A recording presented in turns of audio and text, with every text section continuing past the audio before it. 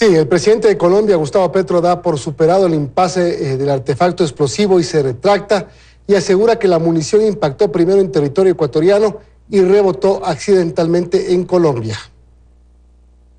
A través de su red social X, Gustavo Petro aclaró que Ecuador no bombardeó directamente a Colombia, como había afirmado días atrás. Una comisión técnica concluyó que el artefacto cayó en Ecuador y luego rebotó en Colombia. Eso que el presidente Petro haya hablado de un supuesto bombardeo de parte del Ecuador a Colombia y que después se haya tenido que retractar, deja pues en una muy mala posición. Lo peor que le puede pasar a cualquier jefe, a cualquier líder, es tener que retractarse de lo que dijo, porque eso significa que es una persona improvisadora. La rectificación sobre el incidente con el artefacto explosivo ecuatoriano encontrado en territorio colombiano podría tener dos consecuencias. Una sería tensionar más las relaciones entre ambas naciones. Claro que la agrava, porque entonces ya desafortunadamente los pueblos tenemos unas tendencias, ¿no? Y habrá gente en el Ecuador que se siente agredida. O bien hacer más viable la posibilidad de un diálogo entre el presidente de Ecuador, Daniel Noboa, y de Colombia, Gustavo Petro. La tensión ha bajado. Paralelo con los aranceles, además de lo que dijeron hoy, se pongan de acuerdo es cómo vamos a combatir Ecuador y Colombia a los terroristas, a los narcotraficantes. Petro señaló que la cooperación para esclarecer este último hecho demuestra respeto y profesionalismo y que Ecuador informó que la operación tenía el objetivo de afectar amenazas criminales. Esta misma apreciación la tiene Colombia, con base a los hechos confirmados. Ambos países coinciden en superar este incidente sin que tenga consecuencias en las relaciones bilaterales. No obstante, los lazos entre Ecuador y Colombia permanecen frágiles. Lo que tiene que esperar el Ecuador es que Colombia elija un nuevo presidente. Es que nos faltan todavía 6 meses prácticamente, o 5 meses largos, de la estadía de Petro en el poder. ¿Cuánto se está afectando la economía del Ecuador? ¿Cuánto se está afectando la economía de Colombia? Mientras, aún no hay claridad sobre cuándo y dónde podría darse un diálogo entre ambos mandatarios. María Gracia Chacón, Teleamazonas. El toque de queda vigente en 4 provincias no se extenderá después del 31 de marzo para evitar afectaciones económicas. Así lo dijo el presidente Daniel Noboa en una entrevista radial en la que además abordó temas sobre seguridad, relaciones internacionales y salud. Aunque los operativos de la fuerza pública continuarán, el toque de queda vigente en 4 provincias no se extenderá más allá de lo previsto. El presidente Daniel Noboa explicó por qué. Porque también necesitamos desarrollo económico. No se puede hacer un toque de queda indefinido, eterno, en todas las provincias, por más que capaz fuese necesario. Pero ahí atacamos, en cambio, a nuestro sector turístico. Ahí afectamos también a la economía del Ecuador. Se esperaría así que el feriado de Semana Santa se desarrolle sin medidas de restricción. Noboa se refirió además a la captura de alias Lobo Menor, para quien el expresidente Rafael Correa en su cuenta de X pidió un interrogatorio en Colombia por su seguridad. Estamos resguardando la integridad física de él porque es una pieza clave. No querían que sea deportado porque también está en este momento el juicio de Villavicencio y sería una pieza clave. En los planes del gobierno está la construcción de una segunda cárcel en Santa Elena con capacidad para 15.000 personas, insistió. Sobre su relación con Colombia, sostuvo que se vienen arrastrando desacuerdos y evaluó los números que deja la tasa de seguridad que se ha puesto a los productos colombianos. Nosotros exportamos a Colombia 105 e importamos 213 millones de dólares.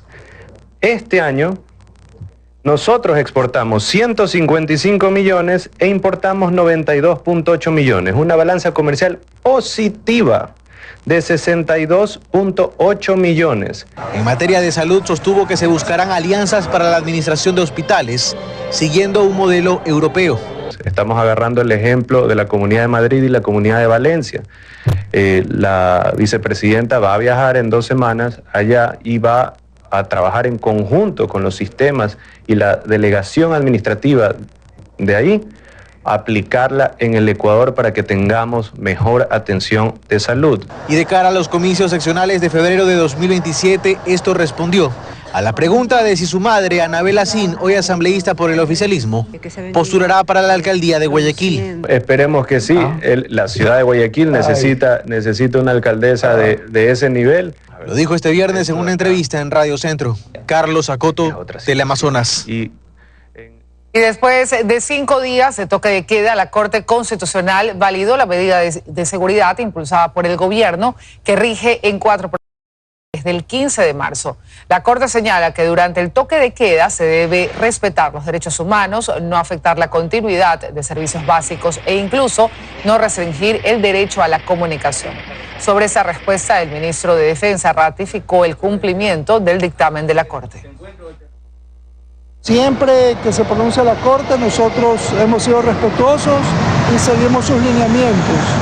En ese sentido también se ha pronunciado en que la prensa tiene que tener todas las facilidades para hacer su trabajo, así que los invito a los que quieran salir a acompañar algún operativo o necesiten movilizarse para hacer una cobertura, se les garantiza el derecho a esa movilidad a partir del día de hoy. 6 delincuentes fueron abatidos por el bloque de seguridad en la provincia de Los Ríos tras un enfrentamiento con miembros de la UNACE.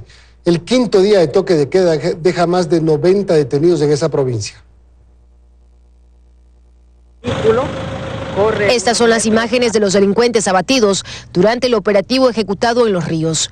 Los sujetos fueron identificados como peligrosos criminales, pues según información de la Policía Nacional formaban parte de una banda de secuestradores que cometían este delito en las principales vías de acceso de los cantones Mocache, Palenque y Quevedo.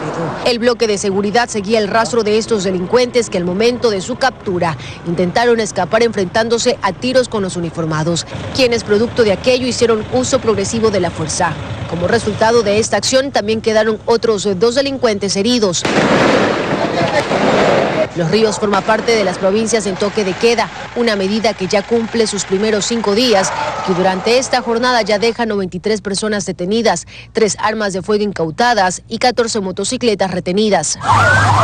El balance corresponde a las acciones ejecutadas en Guayas, Los Ríos, El Oro y Santo Domingo, puntos donde la policía mantiene un despliegue de 114 puntos de control y 55 convoys en distintas zonas. En la provincia de Guayas, exactamente en Guayaquil y Durán, cantones considerados puntos no solo de salida de la droga, sino también para su almacenamiento. Y de ahí que se continúa con el allanamiento de distintos inmuebles que son usados en algunos casos de guaridas y en otros como centros de acopio de estas bandas. Acciones de igual magnitud se llevaron a cabo también en Santo Domingo de los Áchilas, donde ya se han detenido cerca de 40 personas durante estas 5 jornadas de toque de queda. Restricción de movilidad que empezó a regir desde el pasado 15 de marzo y que a la fecha ya deja más de 600 personas detenidas. Astrix, Teleamazonas. La policía desarticuló una organización vinculada con la banda criminal Los Choneros que lavaba activos por más de 1.700 millones de dólares. Entre las empresas involucradas figura un exproveedor del Estado. ¡Alto policía, al piso, al piso!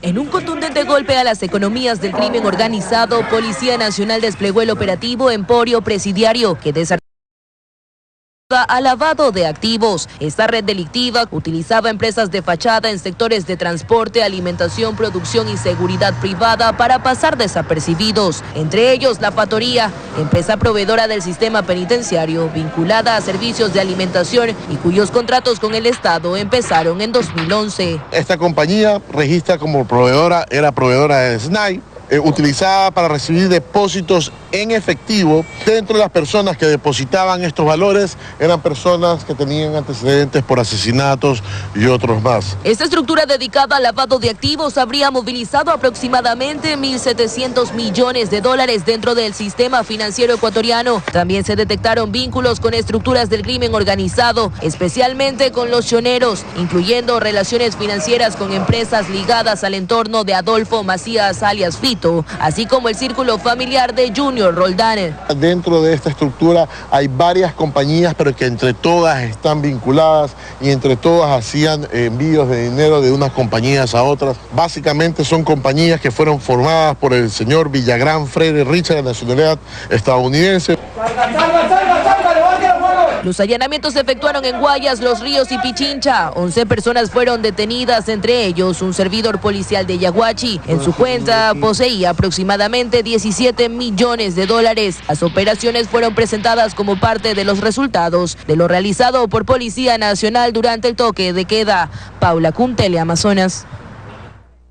Mediante un documento, relatores de la ONU enviaron al Ecuador una comunicación en la que señalan que no existe un conflicto armado interno y cuestionan los argumentos del gobierno. Expertos en derecho y seguridad coinciden con esta postura y advierten sobre el uso de este término en el país. El uso del término conflicto armado interno vuelve a estar en debate. Según el portal digital Primicias, tras una carta de relatores de la ONU al gobierno de Daniel Noboa, que cuestiona esta figura y advierte riesgos en derechos humanos. El pronunciamiento se da frente a las medidas adoptadas desde enero de 2024, cuando el Ejecutivo declaró este conflicto tras una ola de violencia y calificó a grupos criminales como terroristas. Desde el análisis jurídico, Santiago Carranco señala que esta figura no puede declararse de forma unilateral y que actualmente no se cumplirían las condiciones para un conflicto armado no internacional. Además, advierte que usar este término puede cambiar el uso de la fuerza y el tratamiento de los actores.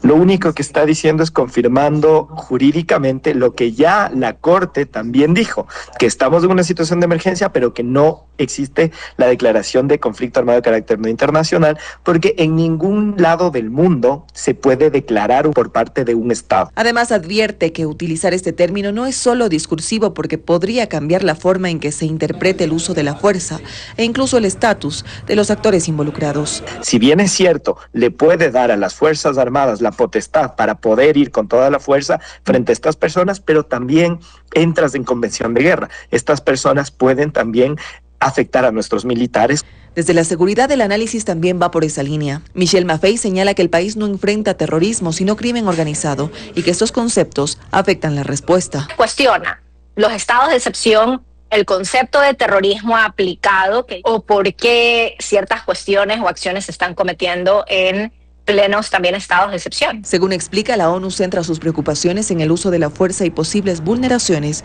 de derechos humanos, aunque señala que el Estado tiene otras herramientas para combatir la criminalidad. Como por ejemplo una unidad de análisis financiero que funcione y que te pueda reportar significativamente cuánto se lava en el Ecuador. Eso es una cuestión que yo no creo que necesitas estados de excepción. Mientras tanto, el gobierno nacional sostiene que enfrenta una amenaza real del crimen organizado y que las medidas adoptadas buscan garantizar la seguridad.